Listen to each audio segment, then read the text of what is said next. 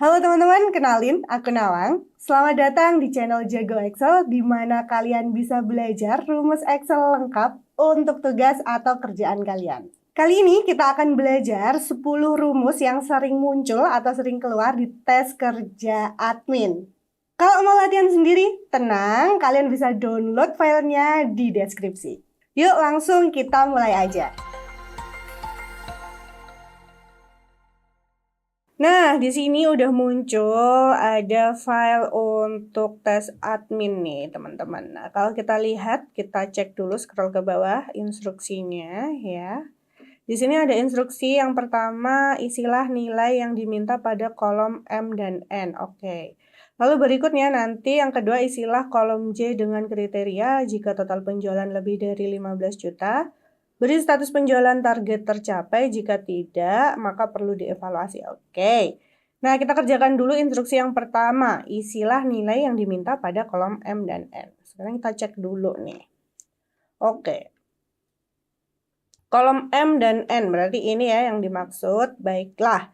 Sekarang kita akan lihat di sini yang diminta apa aja. Yang pertama, kita diminta untuk mencari atau menghitung total omset. Nah, nih, di sini ada kata kunci total. Berarti secara nggak langsung kita diminta untuk menjumlahkan. Kalau ada kata jumlah gitu ya, otomatis kita akan pakai yang namanya rumus sum. Jadi rumus sum itu digunakan untuk melakukan penjumlahan, gitu kan. Nah, ini berarti kita langsung isi aja. Ini sambil aku tulis gitu kali ya. Di sebelah sini kita pakai apa gitu ya, sum. Sini kita tinggal masukkan untuk rumus sum itu secara susunannya mudah banget, yaitu sama dengan sum, kurung buka gitu ya. Di sini kita tinggal blok aja nilai yang mau kita cari. Karena di sini diminta untuk cari total omset, dari data yang tersedia di sini berarti omset itu dari nilai keseluruhan. Jadi atau total harga ya kalau ada di sini. Sekarang tinggal kita blok aja dari G2 sampai dengan G51. Sekarang kita tinggal kurung tutup dan enter. Nah, sekarang kita cek. Ini udah muncul nilainya sekian ratus juta ya, 661 sekian gitu kan. Oke, berarti secara penjumlahan untuk mencari total omset kita sudah bisa selesaikan menggunakan sum.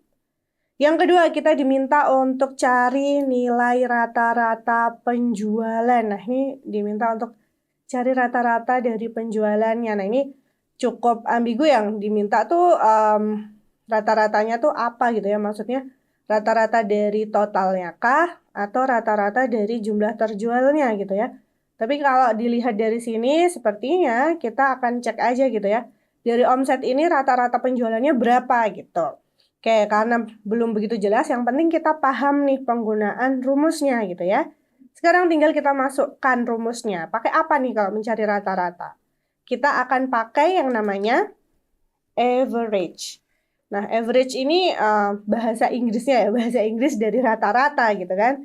Sehingga tinggal kita masukkan aja di sini sama dengan average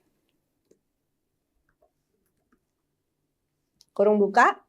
Yang mau kita cari berarti kurang lebih sama dengan total omset. Berarti kalau dari penjualannya kita dari G2, G3, G2 nih ya. Dari G2 sampai dengan G51. Oke, kurung tutup, enter. Sekarang sudah muncul rata-rata penjualannya ada di 13 juta sekian gitu. Oke, sudah selesai nih. Kita udah menemukan rata-ratanya dan total omsetnya. Sekarang masuk lagi nih teman-teman. Diminta untuk mencari jumlah total transaksi. Oke, jumlah total transaksi di sini ya. Di sini berarti ada kata total lagi gitu kan. Apakah ini yang dimaksud dengan penjumlahan? Kalau kita lihat sih harusnya nggak menjumlahkan ya, tapi kita mencari tahu banyaknya transaksi yang terjadi. Berarti di sini kalau kita lihat ada kode transaksi TR1 sampai kode transaksi TR50. Berarti kalau di sini misalnya nilai ini urut, kan ada nomor urutnya ya di sini, harusnya jawabannya ada 50 transaksi atau banyaknya transaksi itu sejumlah 50 gitu kan. Nah, kalau kita mau cari tahu banyaknya transaksi atau ada berapa banyak, bukan mentotalkan, tapi kita cari tahu banyaknya. Nah, ini perbedaannya sum dengan satu yang mau kita cari tahu yaitu count. Jadi kita akan menghitung banyaknya. Nah, kalau menghitung banyaknya kita akan menggunakan fungsi count. Di sini kita bisa pakai count atau count gitu ya. Counta tulisannya. Nah, sum itu untuk mentotal, menjumlah, jadi A ditambah B ditambah C dan seterusnya. Sedangkan kalau count atau counta gitu ya, di sini kita akan mencari tahu banyaknya. Jadi ada berapa banyak nilai itu muncul. Misal 5 kali, 7 kali, 7 transaksi, 5 transaksi gitu misalnya. Nah, di sini kita bisa pakai yang namanya count atau count A. Bedanya apa? Kalau count itu digunakan untuk menghitung data yang isinya angka. Nah, kalau di sini kita mau hitung banyaknya transaksi, itu kan bentuknya huruf ya, TR001, TR002, dan seterusnya. Kalau bentuknya huruf, kita bisa pakai yang namanya count A atau count T gitu ya, counta. Nah, gitu. Sekarang tinggal kita tulis aja di sini, counta gitu kan. Kita mau hitung, mau count banyaknya itu ada berapa. Tinggal kita masukkan aja sama dengan count A gitu ya, kurung buka. Yang kita cari dari C2 sampai C51, kurung tutup, enter.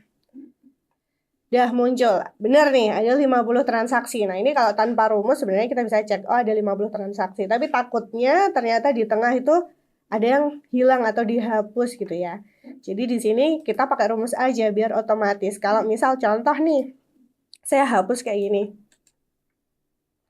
Delete gitu ya. Nah, otomatis kan ini nilainya ikut berubah ya, teman-teman ya. Nah, jadi kayak gitu. Jadi better kita pakai rumus aja gitu kan. Oke. Selanjutnya, kita diminta untuk mencari total omset dengan nilai tertinggi. Nah, tadi kalau kita udah hitung total omset itu ada di kolom G, lewat total harga gitu ya. Berarti di sini kita mau cari tahu nih, total omset dengan nilai tertingginya tuh ada berapa gitu ya. Oh, bukan berapa banyak, tapi nilainya berapa sih nilai tertingginya gitu. Nah, kalau mau cari nilai tertinggi, kita bisa pakai yang namanya rumus max. Sedangkan kebalikan dari max untuk mencari nilai terendah, kita bisa pakai yang namanya min. Oke, udah ketemu nih rumus yang mau kita pakai. Oke, sekarang tinggal kita masukkan yang pertama, berarti kita akan hitung dulu. Sama dengan max. Nah, omset tadi kita temukan di kolom G. Nah, di sini. Ke bawah, kurung tutup, enter. Udah ketemu nih. Oh, ternyata total omsetnya paling gede itu ada di 30.500.000 gitu ya. Sekarang, kalau yang paling rendahnya berapa tuh? Sama dengan min. Kurung buka. Blok lagi, G2 sampai G51, kurung tutup, enter. Ada di 4.200.000 rupiah. Nah, udah ketemu nih teman-teman, kolom M yang pertama. Jadi, di sini kita bisa pakai sum untuk total omset, lalu average untuk mencari rata-rata dari penjualan. Lalu kita menghitung banyaknya transaksi yang muncul, bisa pakai count atau pakai counta gitu ya. Lalu yang terakhir ada max dan min. Nah, sekarang saya mau kasih tahu persamaannya apa sih dari 5 rumus ini tadi. Ternyata kalau kita cek dari masing-masing ini, nah, susunannya sama. Jadi kita hanya tinggal mengganti bagian depan dari rumus, sama dengan tinggal kita ganti depannya. Sum, average, count, counta, atau max min gitu ya. Kemudian susunan yang terakhir adalah rentang nilai yang mau dicari. Jadi gampang aja ngingetnya. Mereka ini rumusnya satu rumpun gitu ya, saudara ternyata. Secara susunan sama, yaitu sama dengan rumus atau fungsinya apa, kurung buka, rentangnya dari mana sampai mana, kurung tutup. Gitu. Ini kesamaan ya. Nah, sip, kita udah bahas 5 rumus. Sekarang kita akan lanjut lagi bahas rumus berikutnya. Oke, sekarang kita akan mengisi kolom M dan N berikutnya. Di sini, kalau kita lihat, kita diminta untuk menghitung penjualan tiap cabang. Cabang yang mau dicari, perhitungannya ada Jakarta, Bandung, dan Surabaya. Lalu di sini ternyata ada 2 kolom berbeda gitu ya. Yang pertama ada total omsetnya, lalu berikutnya adalah jumlah transaksi atau banyaknya transaksi, ada berapa banyak gitu kan. Oke, tadi kalau total omset kita udah tahu nih. Yang pertama, kalau awal tadi, rumpun yang pertama kita pakai sum. Tapi ternyata di sini kita hanya diminta untuk mencari per cabang gitu ya, bukan total keseluruhan. Jadi diminta cari total omset dari cabang Jakarta. Cara bacanya gitu. Kemudian di sel berapa nih? Sel M12. Kita diminta lagi nih cari total omset dari Bandung. Dan selanjutnya di M13 kita diminta untuk menghitung total omset dari cabang Surabaya. Nah, karena tadi total itu pakai sum, sekarang kita mau next level dari sum ke sum if. Nah, apa tuh gitu kan? Sum if itu adalah penjumlahan bersyarat. Bersyarat tuh yang kayak gimana? Jadi di sini ada sum, ada if. Nah, sumnya itu adalah sama, menjumlahkan. Kemudian if-nya adalah syaratnya apa gitu. Satu syarat. Jadi sum if itu adalah menjumlahkan nilai tertentu berdasarkan satu kriteria. Contoh di sini diminta cari total omset. Oke, total omset kan kita tadi tahu ya, hitungnya dari kolom G. Tapi yang diminta hanya untuk Jakarta aja. Berarti di sini Jakarta kita bisa temui di mana sebenarnya? Ada di cabang nih ya. H. Jadi yang mau dihitung tuh contoh hanya 17 juta ini, ditambah 8.500.000 ini, ditambah 25.500.000 ini, ditambah 21 juta. Itu gitu kan. Nah, nggak mungkin kita akan hitung manual pakai kalkulator. Ngapain pakai Excel gitu kan. Kalau kita pakai kalkulator ya sekarang kita nggak mau manual, kita akan pakai Excel. Sehingga tadi kita akan pakai sum if. Sekarang coba cek dulu gitu. Oke, nah di sini aku udah punya tabel bantuan gitu ya untuk ngecek. Jadi sum if itu rumusnya adalah kriteria range, kriteria sum range gitu ya. Secara sintaks atau susunan. Sekarang aku mau jelasin dulu nih. Yang pertama, langkah pertama, kalian tentukan dulu kriterianya apa. Jadi syaratnya ada apa aja. Kalau syaratnya lebih dari satu. Karena di sini kita kelihatan syaratnya hanya satu masing-masing ya, ada Jakarta. Ini kalau kita tulis, dikopas aja ya, biar cepat. Ini syarat yang pertama ada Jakarta, syarat yang kedua ada Bandung, syarat yang ketiga ada Surabaya. Nah, udah ketemu nih syaratnya. Sekarang kita akan isi dari sebelah kiri, yaitu kriteria range. Kriteria range itu adalah lokasi atau range ditemukannya dari kriteria. Contoh, tadi syaratnya Jakarta.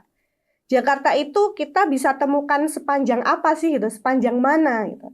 Kalau kita lihat kan dia ada di sepanjang H2 sampai bawah sini ya. Sebenarnya terakhir dia ada di H50, tapi biar rumus itu kita nggak usah tulis berulang kali, maka kita akan tulis sepanjang data ini tersedia. Jadi dari H2 sampai H51. Oke, di sini kita masukkan H2 sampai H51. Sama halnya, berarti karena Bandung, Surabaya ini juga sama-sama ada di bagian cabang ditemukannya, maka kriteria range-nya otomatis sama, H2 sampai H51. Yang terakhir, kita akan mencari tahu nih, sum range atau range dari yang mau kita total. Nah, range yang mau kita total itu apa? Total omset. Total omset kita bisa temukan di mana? Di sepanjang G2 sampai G51 ya. Oke. Kenapa kok 51 tanpa harus ngecek ke bawah? Di sini nih.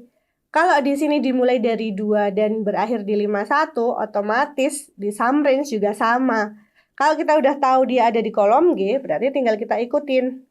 G-nya dimulai dari 2 sampai dengan G51. Gitu ya. Jadi harus sama nih, kiri dan kanan nih harus setara. Harus seimbang, nggak boleh nih.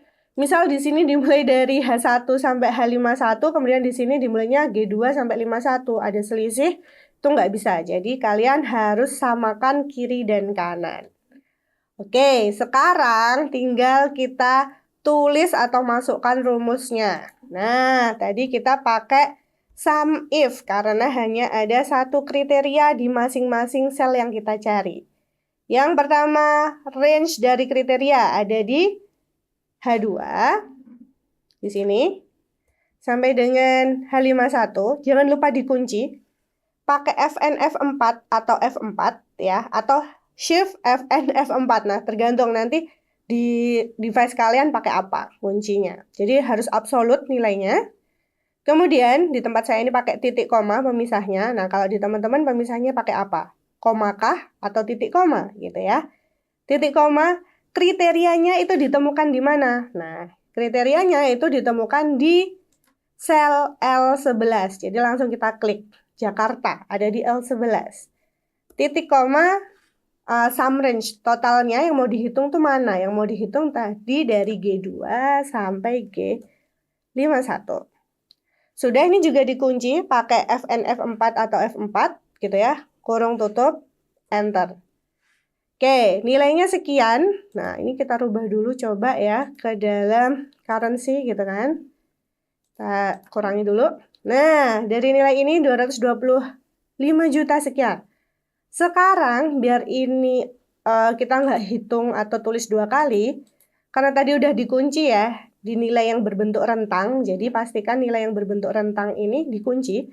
Kenapa? Biar kalau kita tarik ke bawah gini, nilainya nggak berubah. Jadi yang berubah hanya nilai yang tidak dikunci. Di sini yang nggak dikunci kan tadi ada di L11. Sekarang kalau kita cek bawahnya, nggak dikunci gitu ya. L-nya turun jadi L12, sedangkan kanan kirinya tetap. Ini juga jadi L13. Jadi di sini kanan kiri nggak berubah, yang berubah hanya nilai dari kriterianya saja. Oke, sudah tuntas satu rumus. Sekarang lanjut lagi rumus berikutnya. Nah, kita diminta untuk cek jumlah transaksi atau banyaknya transaksi dari cabang Jakarta, Bandung, dan Surabaya. Kalau tadi pakai sum if, sekarang kalau mencari tahu banyaknya berarti otomatis pakai count. Nah, karena ada syaratnya dan hanya satu syarat, maka kita akan pakai count if. Gitu ya, jadi sum if, count if. Nah, lanjut. Kebetulan kalau count if rumusnya lebih pendek. Kalau tadi sum if ya, ada sum range seperti ini, atau range yang di total, range yang dilakukan sum gitu ya. Nah, kalau count if itu nggak ada nih, kolom ini nggak kepake. Jadi dia hanya membutuhkan kriteria range dan kriteria. Sedangkan di data ini tadi udah kita cari tahu gitu ya. Jakarta ada di H2 sampai 51 dan seterusnya nih. Bandung, Surabaya juga di posisi yang sama. Berarti di sini kita akan masukkan rumusnya aja. Sama dengan count if, kurung buka gitu ya. Range-nya ada di mana? Ada di H2 sampai H51. Dikunci. Titik koma. Syaratnya ada di mana tadi? L11. Kurung tutup enter. Tinggal ditarik ke bawah atau klik 2 kali gitu ya. Kayak gini. Gitu. Udah ketemu. 17, 17, 16. Kalau di total harusnya 50. Ini kita blok. Make sure. Di pojok kanan bawah nih. Ada sum-nya 50. Berarti kan tadi kita udah hitung ya, seluruh transaksi tanpa syarat kan ada 50. Sekarang kalau ini kita cek, ternyata juga sama seluruhnya 50. Oke, udah nih, imbang ya kan? Oke, nah karena udah sama berarti harusnya udah bener nih rumusnya ya kan? Sekarang kita tinggal lanjut ke pencarian berikutnya. Oke, sudah. Hutang rumus berikutnya udah clear. Sekarang tinggal kita lanjut ke rumus yang selanjutnya, yaitu pencarian data. Nah, ini dia. Kalau ada kata kunci pencarian, otomatis kita akan pakai yang namanya lookup gitu ya. Oke, lookup nih kata kuncinya. Nah, sekarang pertanyaannya, kapan kita pakai VLOOKUP, kapan kita pakai HLOOKUP? Kira-kira ini akan pakai apa? VLOOKUP atau HLOOKUP gitu ya. VLOOKUP atau HLOOKUP gitu kan. Nah, sekarang kita lihat cara menentukannya tuh berdasarkan apa? Berdasarkan dari data atau tabel referensi atau tabel pencariannya. Di sini kita kan akan mencari data-data yang ada di tabel kolom A sampai I ini kan teman-teman. Jadi otomatis ini kita cek tabelnya tuh bentuknya apa, vertikal kah atau horizontal kah. Kalau kita lihat di sini judul headernya atau judul header tabelnya ada di paling atas. Dan tabel tersusun dari atas ke bawah nih datanya. Jadi TR1 sampai 50, ada data-data nama barangnya, ada jumlah terjualnya sekian, sekian, sekian gitu kan. Oke, Nah, sekarang kalau kita lihat dari data ini, kita udah tahu nih, berarti data ini atau tabel ini bentuknya apa? Bentuknya vertikal gitu kan. Kalau bentuknya vertikal, berarti kita pakai apa? VLOOKUP. Kenapa? Karena VLOOKUP itu kepanjangan dari vertical lookup, mencari nilai berdasarkan tabel referensi yang bentuknya vertikal. Ini tabelnya bentuknya vertikal, dari atas ke bawah, dari atas ke bawah. Kalau tabelnya nanti berbentuk horizontal, horizontal tuh datanya, misal nih ada nomor urut 1 sampai 50, berarti 1 sampai 50-nya tuh menyamping dari kiri ke kanan. Terus tanggalnya juga menyamping dari kiri ke kanan. Nah, itu namanya tabel berbentuk horizontal, sehingga kita bisa pakai yang namanya VLOOKUP. Pada kondisi ini, kita akan pakai VLOOKUP, karena bentuk tabel referensinya adalah vertikal. Nah, sekarang ternyata di sini kita diminta untuk mengisi, misal ketik kode transaksi. Misal nih kalau kita ketik TR001 gitu kan maksudnya. Misal diminta untuk ketik TR001, di sini muncul nih jumlah barang terjual. Nah, jumlah barang terjualnya ini kita bisa temukan di kolom F ya, ini jumlah terjualnya. Berarti misal TR001 tuh berapa yang terjual? Oh, 2 gitu kan. TR007 berapa? 3 gitu kan. Nah, ini sama gitu. Sekarang kita akan pakai yang namanya lookup. Lookup untuk memanggil TR001 nih punya berapa jumlah terjual. Oke. Sekarang kita akan masukkan rumusnya di bagian M17. Rumus dari VLOOKUP. VLOOKUP itu rumusnya apa? Kalau kita tulis sama dengan VLOOKUP gitu kan. VLOOKUP di sini kurung buka. Nah, ini muncul nih teman-teman, sebenarnya nggak perlu menghafal banget. Kita udah dapat hint atau dapat clue di bawah sini. Di sini adalah lookup value. Lookup value adalah nilai yang mau kita cari. Yang mau kita cari kan ada di sini ya, di M16 nih, yang nanti mau kita ganti-ganti isinya. Kemudian titik koma, nggak usah dikunci karena bentuknya bukan range atau bukan rentang. Table array. Nah, table array yang mau kita blok itu harus dimulai dari mana? Harus dimulai dari kode transaksi. Kenapa? Karena di sini kode transaksi kan yang dijadikan lookup value. Lookup value itu dalam tabel posisinya harus berada paling kiri kalau kita pakai VLOOKUP. Berarti di sini yang mau diblok hanya dari kolom C sampai kolom F aja gitu ya. Karena yang mau diminta hitung kan hanya jumlah terjualnya. Jangan lupa dikunci. Sekarang titik koma. Ya, sekarang total terjual tadi ada di kolom F. Kolom F itu ada di urutan keberapa? Kalau kita lihat, dimulai dari C ya, berarti hitungnya. C itu 1, D itu 2, 3, 4. Berarti kolom F itu ada di urutan keempat. Titik koma, range lookupnya true atau false. Nah, kita akan pakai false atau 0 ya, exact match. Nilainya harus benar sama persis gitu ya. Nah, ini berarti kita pakai 0 atau false. Kurung tutup, enter. Nah, ini udah muncul nih. Nah, kalau kita ganti TR006 seperti ini, nah dia akan otomatis ngikutin nih, bener nggak? TR006 tuh berapa nih? 4 gitu ya.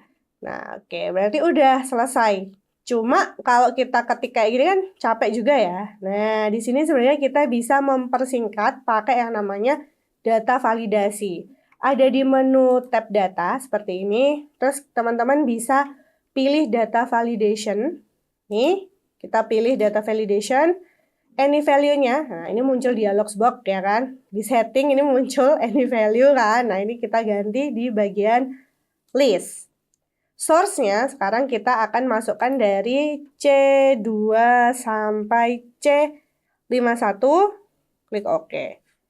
Coba kita cek. Nah, sekarang munculnya kayak gini teman-teman. Jadi nggak usah ngetik manual. Udah muncul drop down-nya. Jadi tinggal kita ganti-ganti aja. Biar nggak capek gitu kan. Kalau ngetik kan cukup capek gitu ya. Menguras waktu gitu. Jadi udah nih. Ini mempersimpel gerakan kalian ya. Mempersimpel kerjaan. Oke, sekarang instruksi yang pertama udah selesai nih teman-teman. Kita udah mengisi seluruhnya. Sekarang kita lihat instruksi yang kedua. Isilah kolom J dengan kriteria jika total penjualan lebih dari 15 juta, statusnya target tercapai, jika tidak perlu evaluasi. Oke. Terus kalau kita lihat ternyata J-nya hilang. Nah, berarti di sini dia di hide. Kita tinggal keluarkan aja dia ya, klik 2 kali kayak gini. Muncul kolom J-nya sekarang karena ada jika-jika. Nah, berarti jika itu kan bahasa Inggrisnya if gitu ya. Kita tinggal pakai rumus if aja. Di sini if-nya yang digunakan adalah if tunggal dengan perhitungan tadi adalah jika penjualannya lebih dari. Tinggal kita masukkan aja di sini berarti sama dengan if kurung buka yang mau kita uji adalah total omsetnya ya. Jika penjualannya di sini berarti ada di G2 lebih dari 15 juta, masukkan nih 15 juta. Maka statusnya adalah karena dia bentuknya teks harus dikasih petik buka gitu ya. Target tercapai, petik tutup, titik koma lagi, nilai jika tidak memenuhi kriteria. Jadi ini muncul nih logika yang diuji. Yang diujikan G2 dibandingkan 15 juta. Lalu nilai jika memenuhi syarat itu adalah target tercapai. Nah, jika tidak memenuhi syarat, maka tadi adalah perlu evaluasi. Kurung tutup. Ini coba kita cek manual dulu nih. Ini kan pasti target tercapai. Yang perlu evaluasi ini ya, yang 12 juta dan 8 juta ini. Coba kalau kita klik 2 kali udah bener nggak rumusnya gitu ya. Oke, tadi di sini dan di sini harusnya perlu evaluasi. Kalau kita lihat bener nih ya, perlu evaluasi. Random aja ceknya bawah. Ini juga harus perlu evaluasi. Oke. Udah nih, berarti rumusnya harusnya valid bener karena kalau kita cek random nih dia udah bener. Gimana? Mudah dipahami kan? Atau masih bingung? Kalau masih bingung, kalian boleh tulis pertanyaannya di kolom komentar. Dan jangan lupa terus tonton video kita yang lainnya. Jangan lupa subscribe dan see you on the next video. Bye!